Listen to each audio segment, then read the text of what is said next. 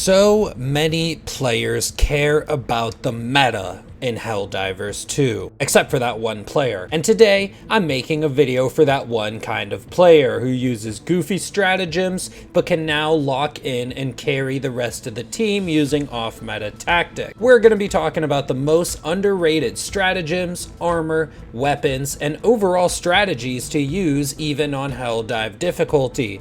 I even have some tech for some known stratagems like the jump pack and supply pack that I guarantee 99% of you are not using. And if you get to the end of this video, I guarantee I'll blow your mind with how I'm even using rocket pods, the spear, and more. So be sure to like and subscribe, and let's dive right in. Now, coming in as first on the list, kind of as an honorable mention, is the HMG Emplacement.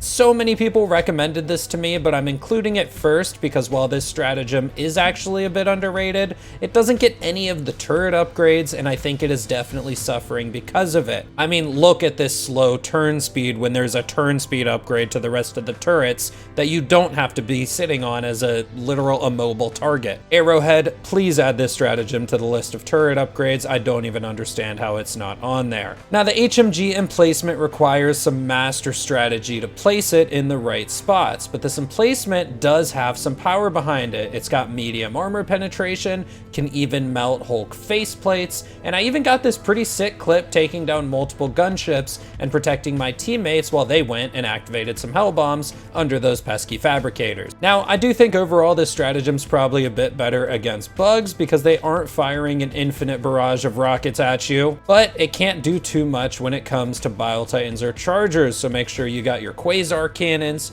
your EATs, and your recoilless rifles on deck to take those guys out instantly. Quick tip, you can also wear the Laser Buddy backpack to keep the hunters that get a bit too close off of you, and you can use stim packs while sitting on the chair, so honestly I give this a solid B tier right now. Next, we have to talk about the Orbital Precision Strike. This is the first stratagem you get in Helldivers, and I think most people assumed it was bad because of that. And while this stratagem doesn't do as much damage as some of the later options like the 500 kg or the 380mm barrage, it does do enough damage to one-shot Bile Titans, and it does do enough damage to take out most objectives like Detector Tower, and for that reason it is extremely underrated. Now, the power of this stratagem is running it alongside your favorite eagle. For example, I would say some of the two most powerful eagles are the Eagle Airstrike and the 500 kg, and a lot of my past builds included both of these. But running multiple eagles can be kind of awkward sometimes, for example when you've thrown both your 500s but haven't used your first airstrike yet, and then all of a sudden a Bile Titan spawns out of nowhere and you don't have any 500s left. So what you can do is run the Precision Strike instead of the 500. You have a separate cooldown from your eagles compared to the Precision. On top of that, the Precision Strike only has a 90-second cooldown, which is honestly very short. You could toss this on the next group of Bile Spitters you see, or group of Devastators paired with a stun grenade, and not really feel bad about it at all since you'll get it again real soon. And since this is running on a separate cooldown compared to Eagle Airstrikes, you can hold on to those airstrikes for larger groups or bug breaches or objectives right when you need them. Now, this stratagem also heavily suffers from the Orbital Scatter modifier, and because, you know, Orbital Scatter literally turns this into a non-precision strike. Now, since we went ahead and showed off that Precision Strike Detector Tower kill, let's go ahead and talk about what made that possible, and that is the Servo Armor. Now, Servo Armor gives you more throwing range, and I rarely see anybody wearing this armor. This is an armor set I think I'll be wearing against bots way more often, since they often set themselves up further away from you. And to get even a bit nerdier with this, I looked up into the sky in a spot that I could remember, and I threw my resupply and it landed about 60 meters away. Now, you'll have to mess around with this yourself, but if you're looking into the sky at a diagonal angle similar to I was, it'll normally land about 60 meters away, give or take a few. I then later use this tech to take out that detector tower with the Precision Strike. And in general, this extra range will just be very nice for throwing stratagems at bot groups a bit further away. But specifically for objectives, it can come really in handy. For example, I used my minimap to get 60 meters away from this heavy bot outpost. Then I went ahead and threw my 380mm barrage inside of it. And guess what? I didn't throw it perfectly, There was one fabricator on the far edge away from me, and I guess I threw my 380 a bit closer than I thought. But it was good enough that it took out every fabricator except that one, and I simply ran around to the far side and took out the last one with my autocannon. And this is just a very quick showcase of this armor, but it honestly could probably do much more than what I'm showing off, as well as who knows what kind of airstrikes we get in the future. Solid A-tier armor pick. And now before we get to the super secret rocket pod and spear technology I'm holding on to and the rest of the tricks in this video, let's talk about today's sponsor, Blazing Boost. Blazing Boost provides the gaming community with professional services. In Helldivers 2, they offer currency farming, war bond leveling, and connecting you with a pro so you can understand and play the game at a higher level. They have over 34,000 reviews on Trustpilot and have been in the industry since 2012, and they have pro players available to play with you instantly. You can use code THICK8 to get 8% off any of your orders, and I recommend clicking their link in the description if you're looking to level up your hell diving. Alright, so next we're going to be talking about two widely used backpacks, the jump pack and the supply pack. These two backpacks aren't underrated at all, but I do have some tech I haven't seen anyone else using. The first tech shout out goes to Esper for finding out that if you aim down your sights before jumping, you actually have a few second window where you are accurate while jumping with the jump pack. I was using the flamethrower and the laser cannon to kind of show off the timing of this, and I actually have used this in a couple of games after Esper shared this with me to jump away from some enemies but keep on shooting. I even quickly tested this on a Brood Commander shooting a Quasar cannon into its face, and I'll be honest, a weapon like the Quasar cannon will be very hard to time this. Probably not the best for this tech, but I just wanted to show that you are accurate. So Esper also sent me a clip of them shooting a Bile Titan down with an EAT. Now this tech is not for the faint of heart. I honestly am doing this so I can see Juicy's put some jump pack shots in some of his YouTube shorts, so someone be sure to send this video over to him so that we can see some cool trick shots. Alright, so now for the supply pack. Personally, I like to pair the supply pack with some extremely greedy weapons like the grenade launcher. I'm not sharing these supplies, I'm wasting absolutely all of my ammo and using all these supply packs so I can waste more grenade launcher shots. So shout out to Lawlersaurus for teaching me how to be extra greedy but also share with my teammates. What you can do is call down the resupply, but drop your supply pack to your teammates.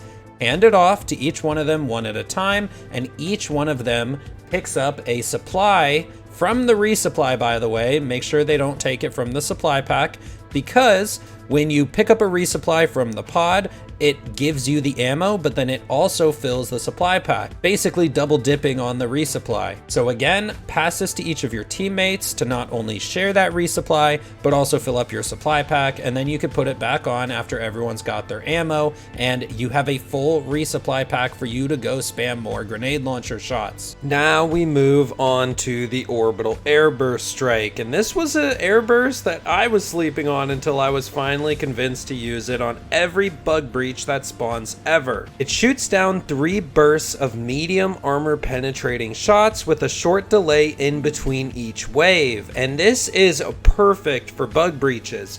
The reason being, it has a 2-minute cooldown, and if you specifically only use this stratagem for bug breaches and place it carefully, you can easily rack up to 30 to 40 kills. Now what I recommend, at least on Helldive difficulty where multiple breaches spawn, ignore the first one you see and don't throw it until you see at least 2 on the screen. The first burst will take out that wave that you initially see on the screen, then the delay is perfect for the next wave of bugs to spawn, and it takes out another group. And then another wave of bugs spawn and it takes out a third group. It honestly feels like a stratagem made for bug breaches, and it won't necessarily take out every bug that spawns out of those breaches, but it's gonna take out a large chunk of them and make your life a lot easier. And just like the precision strike, it would pair perfectly with the eagle of your choice. Like earlier, I said try out the precision strike with the eagle airstrike. Well, try out the Airburst strike with a 500 kg. In this way, you have separate cooldowns between an orbital and an eagle, and now you don't have those awkward rearm time. And this is honestly a stratagem I regularly use now, depending on what the rest of my gear is. Honestly feels like a solid A tier if you're holding it specifically for breaches. Alright, and finally, right before we get to that rocket pod and spear technology, we gotta do the real honorable mentions for this video, and that is smoke.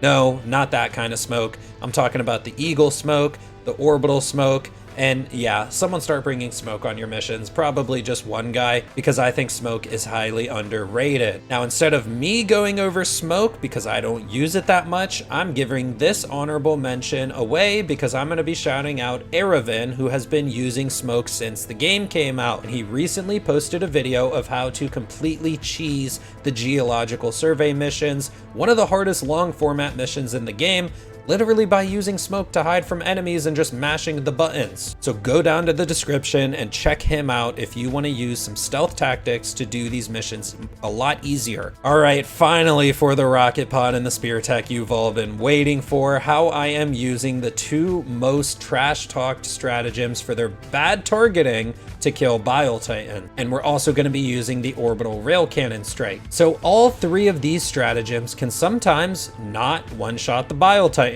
and instead it takes out a chunk of armor on their back. Now when they do one-shot the Bile Titan, that's great, that's fine, that's dandy. But when they don't, you kind of feel a little bit cheated and like you have to waste some more ammo or another stratagem on them. But recently, I posted a Bile Titan video showing that you can damage Bile Titans with pretty much any weapon through the flesh on its back. I think one underrated weapon, which is great at killing all the bugs except Bile Titans, is the grenade launcher.